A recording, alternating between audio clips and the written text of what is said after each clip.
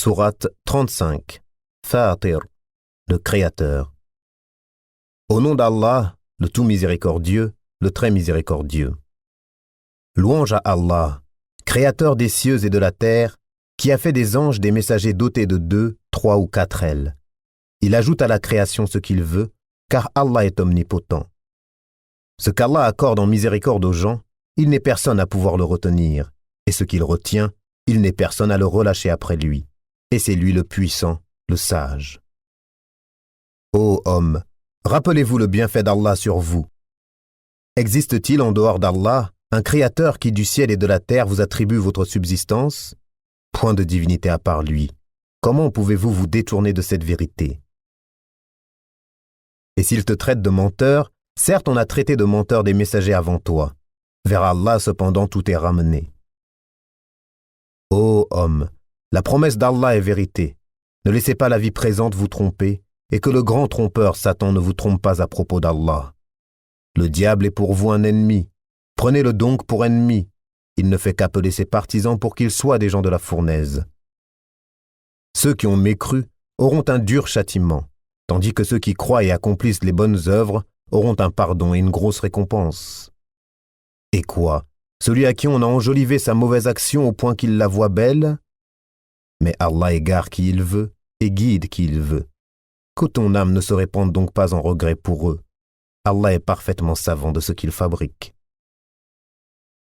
Et c'est Allah qui envoie les vents qui soulèvent un nuage que nous poussons ensuite vers une contrée morte. Puis nous redonnons la vie à la terre après sa mort. C'est ainsi que se fera la résurrection. Quiconque veut la puissance, qu'il la cherche auprès d'Allah, car la puissance tout entière est à Allah. Vers lui monte la bonne parole, et il élève haut la bonne action. Et quant à ceux qui complotent de mauvaises actions, ils auront un dur châtiment. Cependant, leur stratagème est voué à l'échec. Et Allah vous a créé de terre, puis d'une goutte de sperme. Il vous a ensuite établis en couple. Nulle femelle ne porte ni ne met bas sans qu'il le sache. Et aucune existence n'est prolongée ou abrégée sans que cela soit consigné dans un livre. Cela est vraiment facile pour Allah. Les deux mers ne sont pas identiques. L'eau de celle-ci est potable, douce et agréable à boire, et celle-là est salée, amère.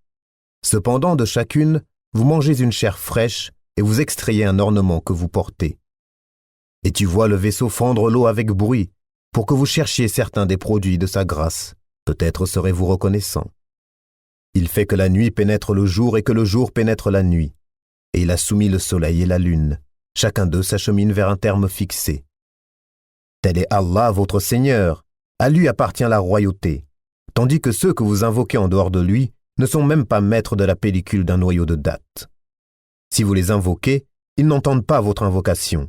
Et même s'ils entendaient, ils ne sauraient vous répondre. Et le jour du jugement, ils vont nier votre association.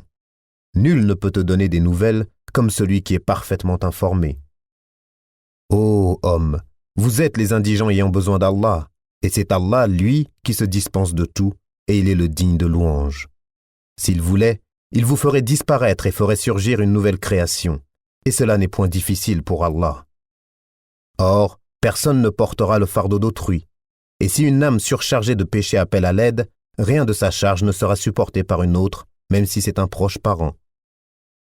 Tu n'avertis en fait que ceux qui craignent leur Seigneur malgré qu'ils ne le voient pas et qui accomplissent la salat. Et quiconque se purifie ne se purifie que pour lui-même, et vers Allah est la destination. L'aveugle et celui qui voit ne sont pas semblables, ni les ténèbres et la lumière, ni l'ombre et la chaleur ardente. De même ne sont pas semblables les vivants et les morts. Allah fait entendre qui il veut, alors que toi, Muhammad, tu ne peux faire entendre ceux qui sont dans les tombeaux. Tu n'es qu'un avertisseur. Nous t'avons envoyé avec la vérité, en tant qu'annonciateur et avertisseur. Il n'est pas une nation qui n'ait déjà eu un avertisseur, et s'ils te traitent de menteur, eh bien ceux d'avant eux avaient traité leurs messagers de menteurs, cependant que leurs messagers leur avaient apporté les preuves, les écrits et le livre illuminant. Puis j'ai saisi ceux qui ont mécru, et quelle réprobation fut la mienne. N'as-tu pas vu que du ciel, Allah fait descendre l'eau? Puis nous en faisons sortir des fruits de couleurs différentes. Et dans les montagnes, il y a des sillons blancs et rouges de couleurs différentes et des roches excessivement noires. Il y a pareillement des couleurs différentes parmi les hommes, les animaux et les bestiaux. Parmi ses serviteurs, seuls les savants craignent Allah. Allah est certes puissant et pardonneur. Ceux qui récitent le livre d'Allah accomplissent la salat et dépensent en secret et en public de ce que nous leur avons attribué, espèrent ainsi faire un commerce qui ne périra jamais. Afin qu'Allah les récompense pleinement et leur ajoute de sa grâce, il est pardonneur et reconnaissant. Et ce que nous t'avons révélé du livre est la vérité confirmant ce qui l'a précédé. Certes, Allah est parfaitement connaisseur et clairvoyant sur ses serviteurs. Ensuite, nous fîmes héritiers du livre ceux de nos serviteurs que nous avons choisis. Il en est parmi eux qui font du tort à eux-mêmes, d'autres qui se tiennent sur une voie moyenne, et d'autres avec la permission d'Allah devancent tous les autres par leurs bonnes actions. Telle est la grâce infinie. Les jardins d'Éden où ils entreront parés de bracelets en or ainsi que de perles, et là leurs vêtements seront de soie. Et ils diront, « Louange à Allah qui a écarté de nous l'affliction. Notre Seigneur est certes pardonneur et reconnaissant. » C'est lui qui nous a installés par sa grâce dans la demeure de la stabilité, où nulle fatigue, nulle lassitude ne nous touche. Et ceux qui ont mécru auront le feu de l'enfer. On ne les achève pas pour qu'ils meurent, on ne leur allège rien de ces tourments.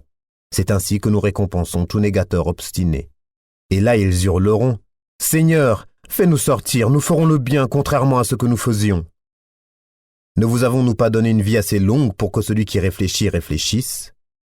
L'avertisseur cependant vous était venu, et bien goûtez votre punition, car pour les injustes, il n'y a pas de secoureur. Allah connaît l'inconnaissable dans les cieux et la terre, il connaît le contenu des poitrines. C'est lui qui a fait de vous des successeurs sur terre. Quiconque mécroit, sa mécréance retombera sur lui. Leur mécréance n'ajoute au mécréant qu'opprobre auprès de leur Seigneur. Leur mécréance n'ajoute que perte aux mécréants. Dis, voyez vos associés que vous invoquez en dehors d'Allah.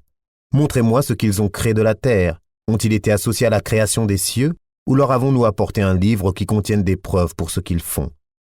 Non, mais ce n'est qu'en tromperie que les injustes se font des promesses les uns aux autres. Allah retient les cieux et la terre pour qu'ils ne s'affaissent pas. Et s'ils s'affaissaient, nul autre après lui ne pourra les retenir. Il est indulgent et pardonneur. Et ils ont juré solennellement par Allah que si un avertisseur leur venait, ils seraient certes mieux guidés que n'importe quelle autre communauté. Puis, quand un avertisseur, Muhammad, leur est venu, cela n'a fait qu'accroître leur répulsion. Par orgueil sur terre et par manœuvre perfide. Cependant, la manœuvre perfide n'enveloppe que ses propres auteurs. Attendent-ils donc un autre sort que celui des anciens? Or, jamais tu ne trouveras de changement dans la règle d'Allah, et jamais tu ne trouveras de déviation dans la règle d'Allah. N'ont-ils donc jamais parcouru la terre pour voir ce qu'il est advenu de ceux qui vécurent avant eux et qui étaient plus puissants qu'eux? Et rien dans les cieux ni sur terre ne saurait réduire l'autorité d'Allah, car il est certes omniscient, omnipotent. Et si Allah s'en prenait aux gens pour ce qu'ils acquièrent, il ne laisserait à la surface de la terre aucun être vivant. Mais il leur donne un délai jusqu'à un terme fixé. Puis quand leur terme viendra, il se saisira d'eux, car Allah est très clairvoyant sur ses serviteurs.